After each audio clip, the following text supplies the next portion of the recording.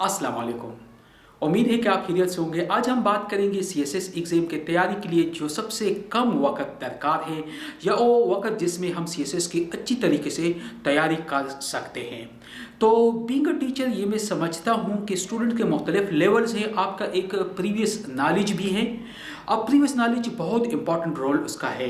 अगर पहले से आपके जनरल नॉलेज, आपके राइटिंग स्किल, क्रिएटिविटी हैं और आपका इंग्लिश ग्रामर और साथ में जो स्ट्रक्चर है, मेन चीज़ इंग्लिश जब हम लिखते हैं तो स्ट्रक्चर ऑफ द सेंटेंस है।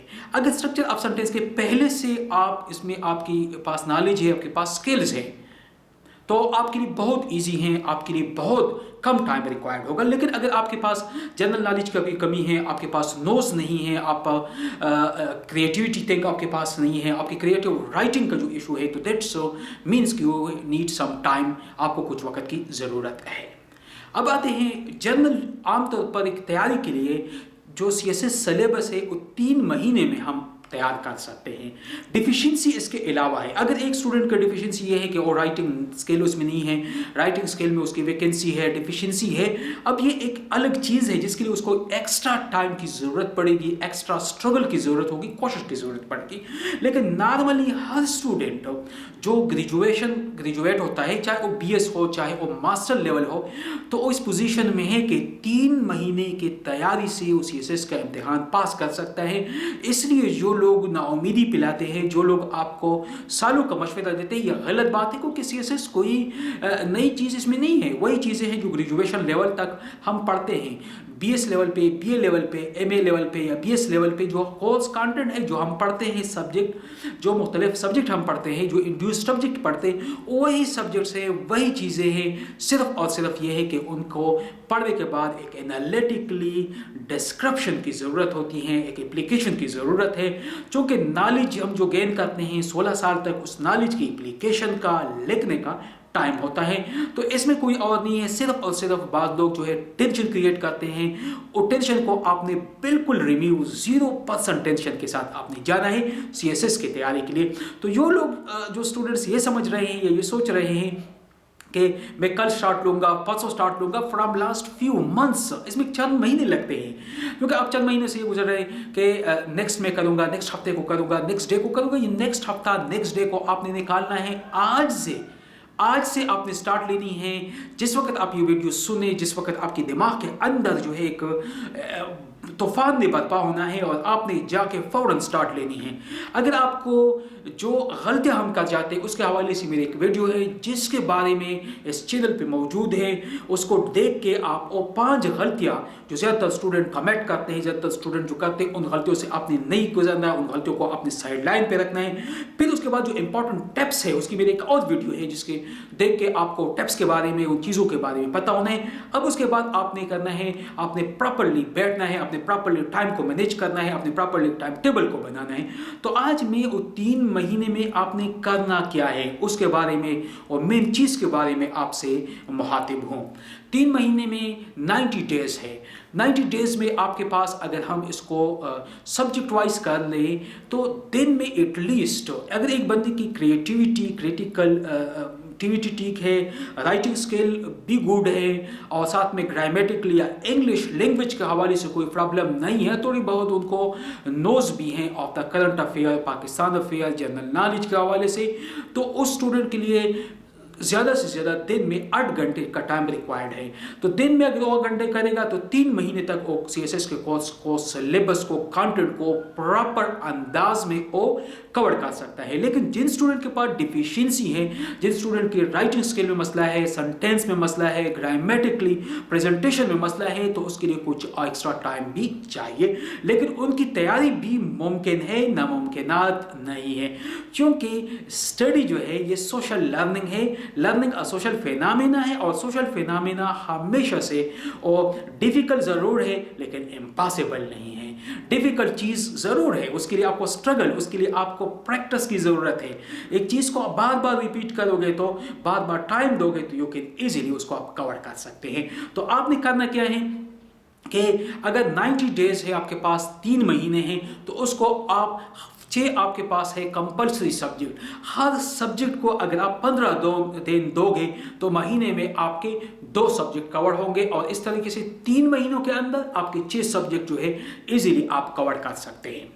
फिर उसके बाद जो आपके ऑप्शनल सब्जेक्ट्स है जो कि 600 मार्क्स हैं, जिसमें बाज 100 की भी है और बाज जो है कंबाइंड होते हैं पेपर ए और बी, उसको मिला के 200। तो उस 600 मार्क्स सब्जेक्ट का भी आप इस तरह कर ले कि हर 15 दिन में अगर आप 100 मार्क्स को कवर कर ले तो एक महीने में 200, दूसरे महीने में 400, तीसरे महीने में 600 अल्फा जो मार्क्स है उनके सब्जेक्ट जो है उसको आप इजीली कवर कर सकते हैं। और जो कम से कम टाइम है वो में 4 घंटे कंपल्सरी के लिए और 4 घंटे जो है वो आप ऑप्शनल सब्जेक्ट के लिए रखें। और अब इसका तरीकाकार क्या है, आपने किस तरह करना है वो आप इजीली एडजस्ट कर सकते हैं, क्योंकि ये 3 महीने आपके पास है, इन 3 महीनों में आप इजीली तैयारी कर सकते हैं। अब अगर हम कंपल्सरी के स्टार्ट करते हैं, आपके पास है इंग्लिश। तो इंग्लिश में आपके पास 4 घंटे हैं। अब इसको क्या करना है, एक तो वर्ड इकोनॉमी बहुत ज़रूरी है आपके पास, और वोकैबुलरी डेवलपमेंट। आप अपनी स्किल्स के मुताबिक, अपनी एडजस्टमेंट के मुताबिक जो आपको इजीली लगे, दिन में आप 20 से 30 वर्ड्स जो है उसको आप एक नोटबुक पे बना के उस पर डेली लेकर करें, उनके यूज़ के बारे में, उनकी एप्लीकेशन के हवाले से जो नए अल्फाज आप बिल्ड करते हो डेली, एक तो ये चीज़ ज़रूरी है। फिर उसके बाद कंप्रीहेंशन जो है उसके लिए आप मुनासिब टाइम दिया करें, और फिर कंप्रीहेंशन को 3 दफ़ा आप पढ़ लें। फर्स्ट दफ़ा पढ़ोगे तो मे बी 60 to 70% आपको पैराग्राफ की अंडरस्टैंडिंग होगी, दोबारा पढ़ोगे तो 80-90, थर्ड दफ़ा पढ़ोगे तो कंप्लीट अंडरस्टैंडिंग। नीचे जो क्वेश्चन होते हैं उन क्वेश्चन को 1 by 1 पढ़ के आप अपने ओन वर्ड्स में, लेकिन टेंस का वही इस्तेमाल है। अगर पैराग्राफ जो गिवन है उसी में पास्ट टेंस है, उसी में प्रेजेंट है, उसी में फ्यूचर है, उसी टेंस के में ही आपने अल्फाज को जवाबात लिखनी है, सिंपल अल्फाज में, शॉर्ट सेंटेंस में। एक और चीज़ मैं आपको यहाँ आपके सामने शेयर करूँ कि आप जब भी, चाहे ऑप्शनल हो चाहे कंपल्सरी पेपर हो, सेंटेंस का स्ट्रक्चर शॉर्ट रखें। लंबे सेंटेंसेस बनाने की कोई ज़रूरत नहीं है।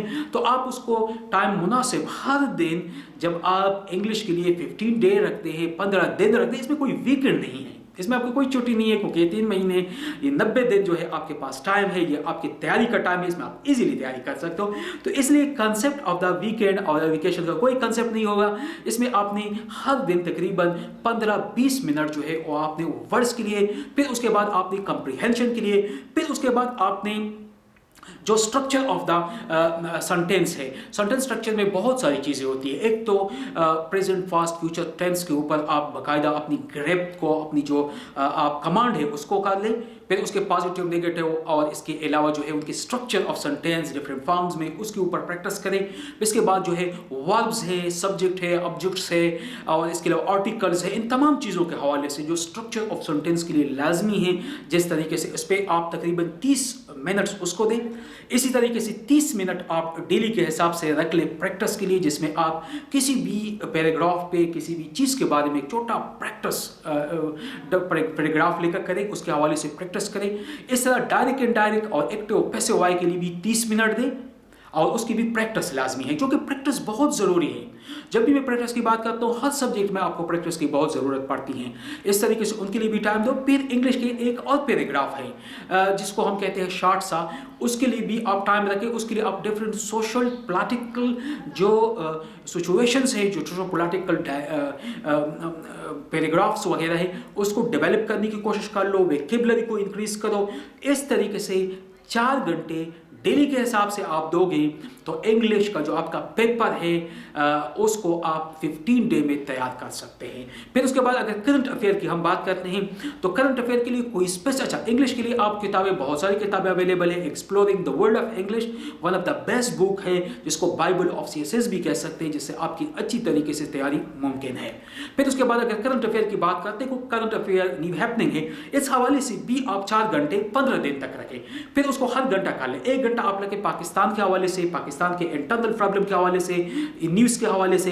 फिर सेकंड जो है आप रख लें neighbours of Pakistan, China Pakistan है, इंडिया है, अफगानिस्तान है, ईरान है, इस हवाले से इस रीजन्स के अंदर जो हैपनिंग है, जो डेवलपमेंट है, इस हवाले से।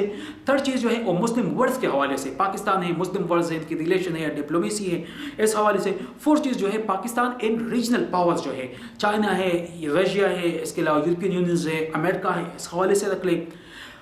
और फिफ्थ जो है होल ग्लोब के हवाले से, ग्लोब के हवाले से जो इंपॉर्टेंट इवनिंग है, इंपॉर्टेंट हैपनिंग्स हो रही है, इस हवाले से आप रख लें। इस हवाले से अगर आप इन 4-5 कैटेगरीज जो है इनको आप 40-40 मिनट दें तो 4 घंटे में पॉसिबली आप इन तमाम चीज़ों को कवर कर सकते हैं। करंट अफेयर को, करंट जो हैपनिंग हो रही हैं, आप इनको कवर कर सकते हो। तरीका ये है कि आप जो है टॉप गुड इंग्लिश न्यूज़पेपर जो मैं आपको सजेस्ट करूंगा वो है डॉन है, जहाँ पे मुख्तलिफ, जहाँ मिस्टेक्स नहीं है, जहाँ ज़्यादातर जो है येलो जर्नलिज्म भी नहीं हो रही है। इसके अलावा वर्ल्ड के मुख्तलिफ जो है इंग्लिश न्यूज़पेपर जो है ऑनलाइन अवेलेबल है, उसको भी आप पढ़ सकते हो, उससे भी आप हेल्प ले सकते हो, मज़ीद एक्सप्लोरेशन भी हासिल कर सकते हो। पाकिस्तान अफेयर की हम बात करते हैं। पाकिस्तान अफेयर जो कि पाकिस्तान के हवाले से, इसमें भी 4 घंटे अगर आप दें तो 15 दिन में इसका कोर्स भी आप कवर कर सकते हो। एक आप शॉर्टली 712 से मोहम्मद बिन कासिम के अराइवल से आप ले सकते हो, वहाँ से आप आ सकते हो 1858 तक। ये एक जो जहाँ से मुख्तलिफ मुस्लिम जो डिफरेंट फैमिलीज़ है, मुख्तलिफ डायनेस्टी है, उनकी गवर्नमेंट का हवाले से, लेकिन ये एक शॉर्टली व्यू है। फिर उसके बाद जो है आप आ सकते हैं 1857 के बाद से 1906 तक, ये सेकंड फेज है। फिर 1906 मुस्लिम लीग के फॉर्मेशन के बाद 47 तक ये थर्ड फेज है, और 47 तक करंट तक जो है ये जो है फोर्थ फेज है। ये 4 फेजेस में तकसीम कर लें अगर आपके लिए इजी है। मेरे लिए इजी है कि मैं अगर कंटिन्यूटी है तो मैं इजीली, मेरे लिए इजी है। लेकिन अगर आपके लिए इजी इस तरह कर सकते हो तो 4 घंटे में 1 घंटे जो है ऑफ जाए 712 से 1857 तक, एक में 1857 से 1906 तक, एक में 1906 से 47 तक के वाक़यात, और एक में 47 से ऑनवर्ड जो है उस हवाले से। तो इस तरीके से जो आपको इजी लगे, इसमें अगर आप टाइम दें तो आप 15 डेज़ में जो है 4 घंटे पर डे के हिसाब से आप इस कोर्स को कवर कर सकते हो। फिर उसके बाद जो है इस्लामियात हैं। इस्लामियात के हवाले से बुनियादी तौर पर आपने इस तरीके से डिस्ट्रीब्यूशन करनी है। उसमें एक था बिफोर इस्लाम, जो अरब सोसाइटी की कंडीशन थी, ये बहुत ज़रूरी है, क्योंकि जब तक आप हुज़ूर पाक सल्लल्लाहु अलैहि वसल्लम की रिवोल्यूशन की, उनके लाइफ के हवाले से, उनके सक्सेस के हवाले से बात करते हैं, तो बहुत ज़रूरी है कि हम प्रीवियस जो अरेबिक सोसाइटी थी उन पे थोड़ी बहुत लाइट डालें, उनकी नॉलेज हो, फिर आगे बढ़ सकते हैं। फिर हुज़ूर पाक सल्लल्लाहु अलैहि वसल्लम की लाइफ 2 पार्ट्स में, बिफोर प्रॉफिटहुड और प्रॉफिटहुड के बाद। प्रॉफिटहुड से पहले हुज़ूर पाक सल्लल्लाहु अलैहि वसल्लम के बचपन के जो 6 साल थे, फिर 8 साल में जो तिजारत में उनकी है, फिर उसके बाद जो है हुज़ूर पाक सल्लल्लाहु अलैहि वसल्लम के जो बिजनेस के हवाले से लाइफ है, ट्रेड्स की है, खदीजा रज़ियल्लाहु अन्हा से शादी हुई है, फिर हुज़ूर पाक सल्लल्लाहु अलैहि वसल्लम वही के नुज़ूल तक, यानी 40 साल तक, और फिर 23 साल का एरा जो पोस्ट प्रॉफिटहुड है, जिसमें 13 साल हुज़ूर पाक सल्लल्लाहु अलैहि वसल्लम की मक्की लाइफ है और 10 ईयर्स जो है और मदनी लाइफ है। मक्की लाइफ चूँकि एक वननेस ऑफ गॉड के हवाले से तौहीद की थी, उसमें फर्जियत नहीं थी, और ज़्यादातर फर्जियत जो है वो हुई है मदनी लाइफ में, जिस तरह नमाज है, रोज़ा है, ज़कात है, हज है, जिहाद है, इनकी फर्जियत जो है वो मदनी लाइफ में है। तो इसलिए कुरान मजीद की 23 साल तक जो कुरान मजीद की नुज़ूल का एरा भी है, सूरा भी है। अगर आप देख लें मक्की लाइफ में, चूँकि अल्लाह की वहदानियत के हवाले से बात है तो बहुत लंबी लंबी सूरतें हैं, लॉन्ग सूरा है। अगर मदनी की बात करते हैं तो यहाँ शॉर्ट सूरा है। तो इस तरीके से इस तरह चीज़ों में बाइफरकेट करके हुज़ूर पाक सल्लल्लाहु अलैहि वसल्लम के, फिर इस्लाम की जो इकोनॉमी सिस्टम है, इस्लाम का जो सोशल सिस्टम है, जुडिशल सिस्टम है, पॉलिटिकल सिस्टम है, इन 5 जो मेन लीडिंग सिस्टम है, इन पे फिर हुज़ूर पाक सल्लल्लाहु अलैहि वसल्लम के लास्ट जो हुज़ूर पाक सल्लल्लाहु अलैहि वसल्लम की थी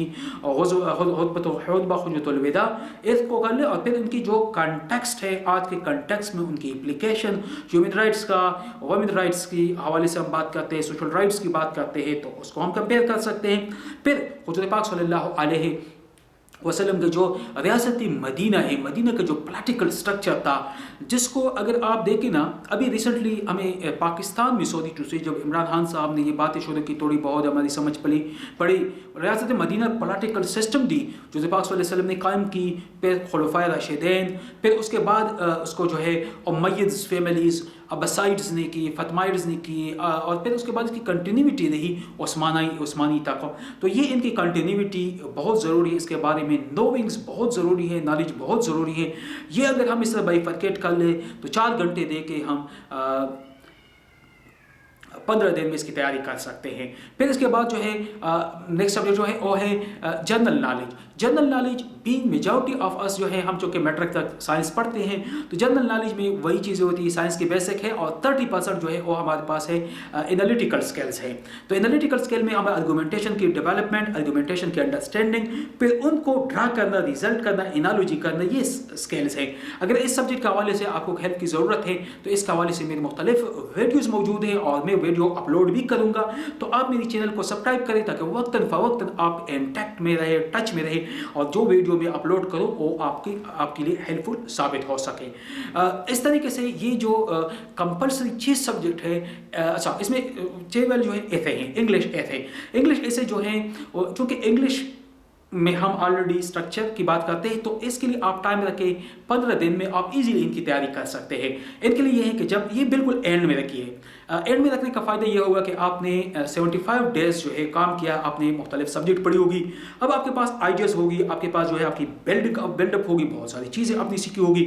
अब आपने क्या करना है कि ओल्ड पेपर करके ट्रेंड के मुताबिक करते हुए कोई भी 5 से 8 टॉपिक की सिलेक्शन करनी है, और 5 से 8 टॉपिक की आपने बाकायदा आउटलाइन भी बनानी है।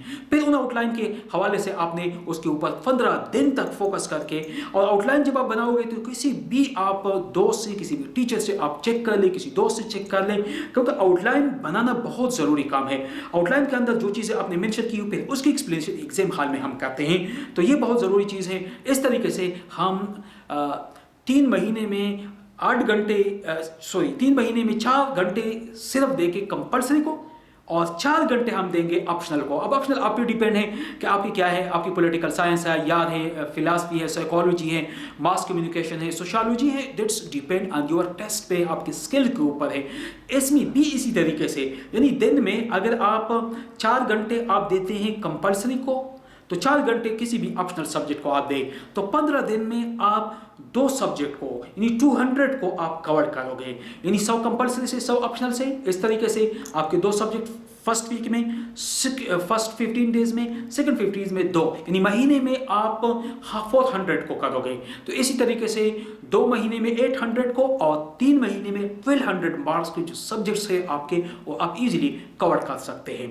अब इसके अलावा जो बात रही, अगर इन्हीं दौरान आपके इंग्लिश में मसले हैं तो इंग्लिश के लिए आप स्पेशल क्लासेस अरेंज कर ले। 8 घंटे के अलावा भी जो स्टूडेंट्स इंग्लिश स्ट्रक्चर का मसला है, चूँकि मेजॉरिटी स्टूडेंट का जो मेन इशू है CSS लेवल पे वो स्ट्रक्चर राइटिंग का है, और राइटिंग का है, राइटिंग में क्रिएटिविटी नहीं होती, तो उनके लिए मैं सजेस्ट करूँगा कि वो इन 8 घंटों के अलावा भी 2-3 घंटे अरेंज कर ले, स्पेशली टाइम टेबल बनाए, स्पेशली कोई टाइम फिक्स करें, और वो इंग्लिश लैंग्वेज पे फोकस करें। अगर वो 2 घंटे भी रखेंगे तो 2 घंटों में इजीली 3 महीनों में वो इंग्लिश के काफ़ी जो वोकैबुलरी डेवलपमेंट भी पॉसिबल है, साथ में स्ट्रक्चर ऑफ द इंग्लिश जो है राइटिंग की काफ़ी इंप्रूवमेंट पॉसिबल है। आज की तो ग्लोबल विलेज में हम रहते हैं, डिजिटलाइज एरा में हम रहते हैं, तो आप कोई भी शॉर्ट पैराग्राफ लिख के किसी चीज़ चेक भी करवा सकते हो, सोशल मीडिया पे अपलोड भी कर सकते हो, पोस्ट भी कर सकते हो। बहुत सारे लोग जो है वो आपके जो वीक पॉइंट है, वीक एरियाज है,